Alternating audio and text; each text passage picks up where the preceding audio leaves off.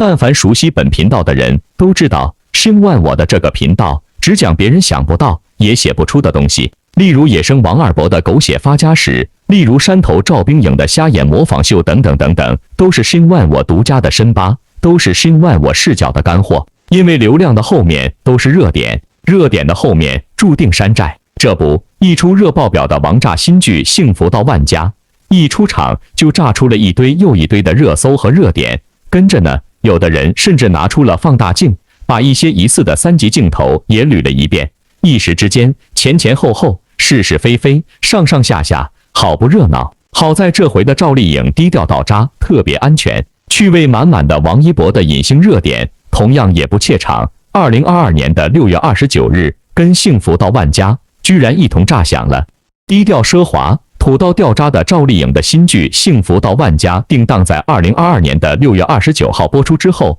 网上目前已经流出来了多个不雅的细腻片段出来了。在第1集中就爆炸性展现了恶俗婚闹的画面出来，让不少人看到窒息，同时也引发了争议。这几年婚闹一词逐渐变得扭曲，从原本为新娘新郎庆祝，变成了打着开玩笑的名义无故占伴娘的便宜了。网友群情对某些地区的恶俗婚闹深恶痛绝，如今这部剧敢把婚闹的丑陋面目呈现出来，引起大家的反思和关注，具有一定的社会意义。不过呢，这一片段过于真实，同步引发了一场小小的网暴。剧中男演员曹征被诸多网友唾骂，称他在表演婚闹时把手伸进去了女演员张可盈的衣服中，这样的拍摄完全没有必要。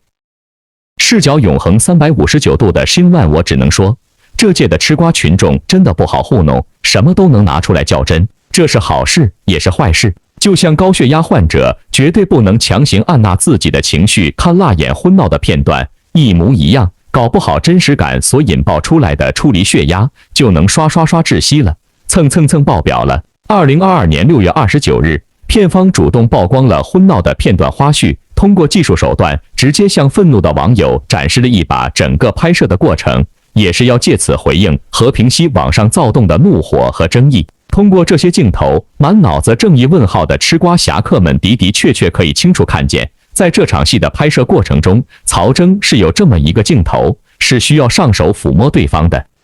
因此曹征才把手伸进了女演员的衣服中。但大家同样可以清楚地看到，曹征面部表情虽然很凶狠，但手的位置移动也不敢动雷池半步，压根就没有故意去占女演员便宜的企图。而且明晃晃的，导演在喊卡之后，曹征第一时间就为女演员扯上了衣服，避免对方继续走光。因此这个曹征从头到尾都保持着自己的绅士风度。通过这种剧方的实锤佐证，剧方立马就成功堵上了一些吃瓜的歪嘴以及馋瓜的歪念，否则一不小心被人锤死是个3级操作来的，那么该剧就会分分钟被人塌房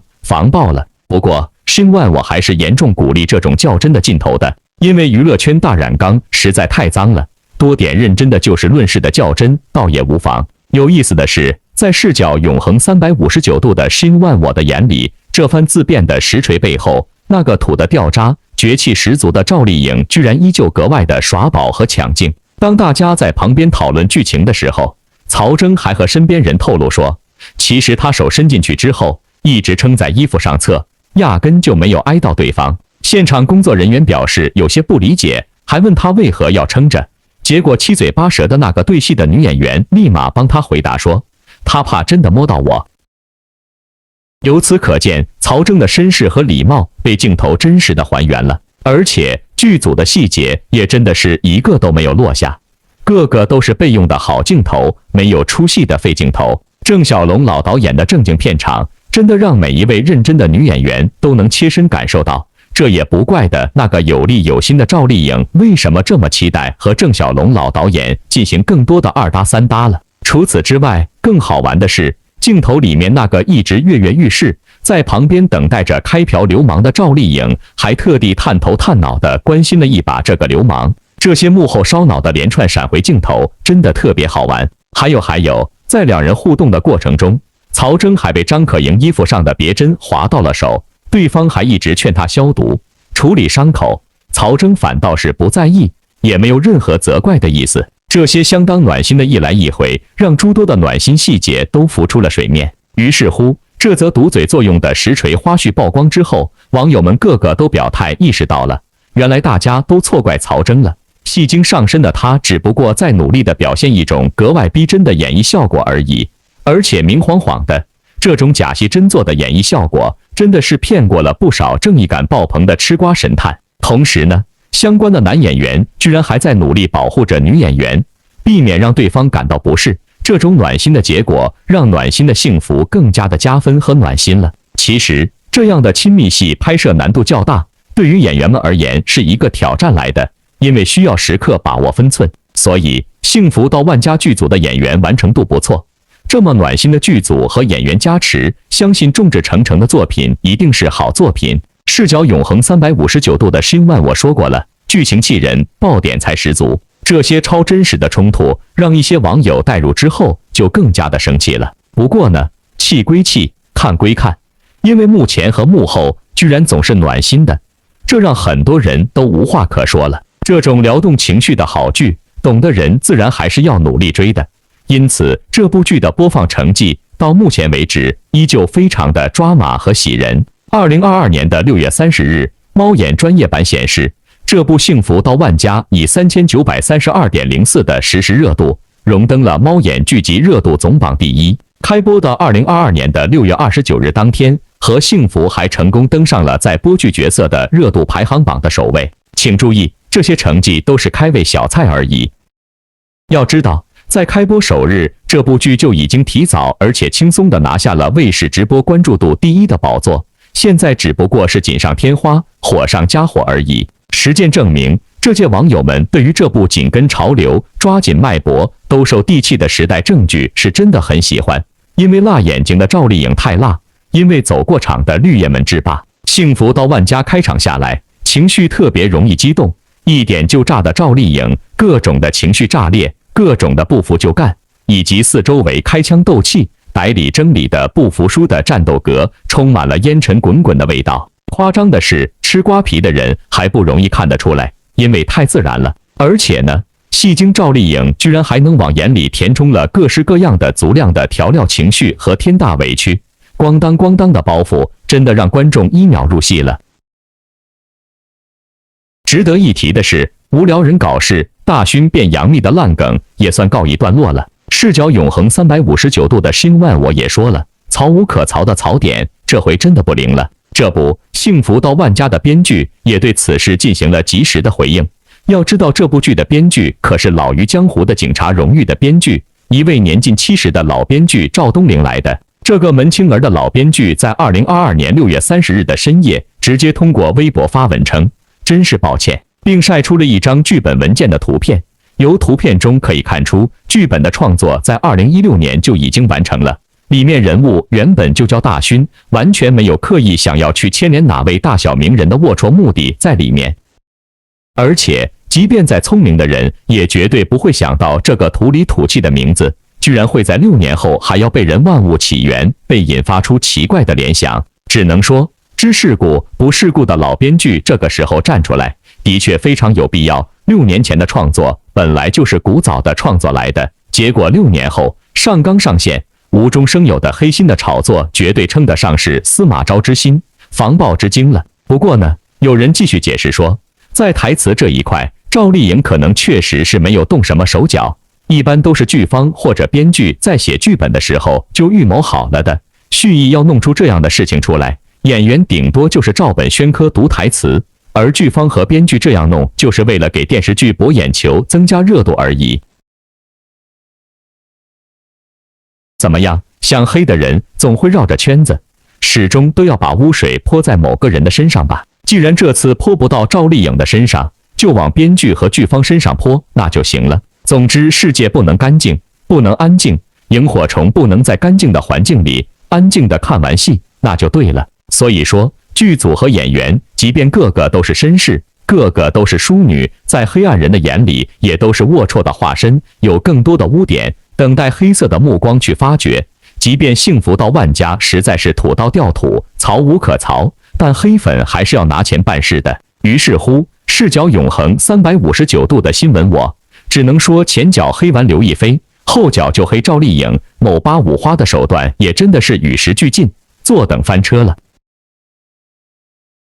总之，幸福到万家剧情紧凑，开局辣眼，相当不错。希望收官正常，那么赵丽颖冲奖的希望还是有的，即便依旧渺茫。因为相比之下，谁是凶手的开箱也相当炸裂和紧凑，只是Shin万我哀叹的魔山魔力太大，无可挽回。这部幸福呢，一开箱就一股脑的成功的传递出了大量满负荷的爆血管矛盾出来。剧中剧情非常真实和扎实，女主赵丽颖精湛的演技，配合土道沉降的服化道，令人一夜可以梦回了大唐，让人印象相当深刻。希望这回在郑晓龙老导演和老江湖赵东林的双料加持、保驾护航下，一切都能按照目前的状态发展下去，一切都能成为打桩机一般的沉稳和扎实吧。有趣的是，幸福一开箱，神隐的王一博也跟着点爆了。然而呢，此爆非彼爆，而是花式爆。为什么Shin万我会这么说呢？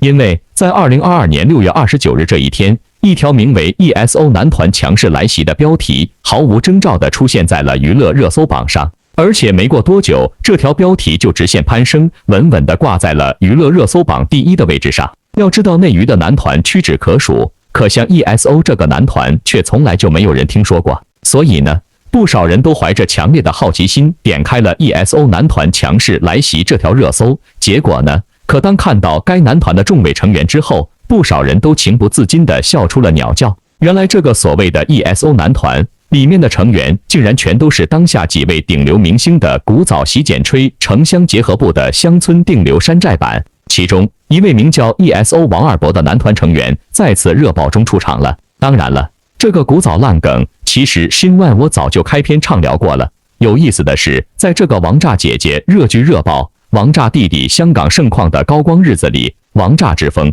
妖孽顿起，于是乎也即王二博再次横空出击了。话说Shin万我真的是想不出更多折寿的形容词去形容这些追风的怪兽了，只能说这个王二博相貌上虽然与流量明星王一博有着2个地球的差距，但是呢，2个微微鼓起的老干脸蛋还是和老干部王一博有点相似的。当然了，为了快速提高跟王一博的相似度，这位花名王二博的村级男团成员在装束打扮和语言腔调上都在尽力模仿着火星上的王一博。不过或许是因为练习的时间太仓促太短暂，又或者因为是山寨的本真原因，王二博的举手投足依旧是显得无比的捆绑和拘谨，完全没有王一博这种正牌大明星的正常洒脱和拽炸不羁。此外，这个同期庆祝香港回归和幸福出街的野生男团当中，还有对标鹿晗的 ESO 鹿晗，对标易烊千玺的 ESO 易烊干玺，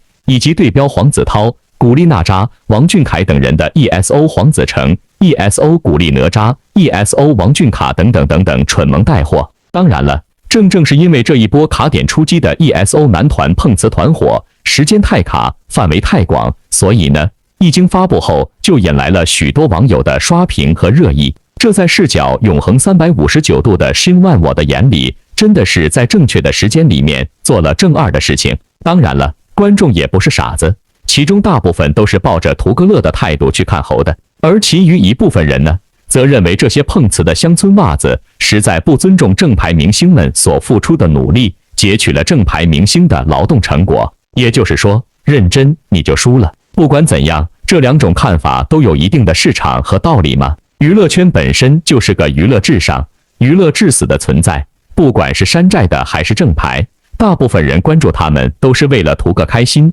找个安身。只是呢，后者注入了前者根本无法抄袭和替代的海量的真功夫和正能量。这就像夜晚的月亮和水中的月亮一模一样，一个真相，一个假象，各自发光而已。说白了，ESO 这个山寨男团确确实实的在某种程度上戳中了许多人的笑点，所以这些图乐的人也并不排斥他们。无可否认的是，这个碰瓷男团的确也是在变相的窃取了正牌明星的劳动成果。假使这些被抄袭的正牌明星没有极高的人气和流量的话，这些单纯图开心、卡点蹭流量的山寨团伙，永远都是藏身大山当中的真正的土壤与波光粼粼的不灭的湖光。